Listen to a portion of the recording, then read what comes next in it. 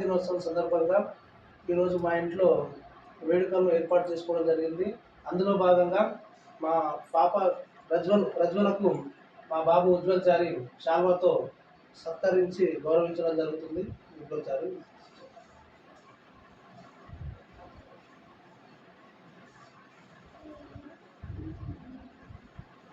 Okay okay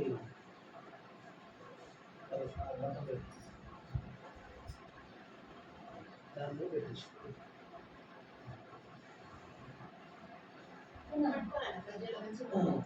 speech చెప్పు. ఈరోజు మహిళా దినోత్సవం. ఈరోజు ప్రతి ఒక్క మహిళలను గౌరవించాలి. మా చెల్లిని శాల్వాతో సత్కరించి గౌరవించుకున్నాను. ప్రతి ఒక్కరూ మహిళలను గౌరవించాలి.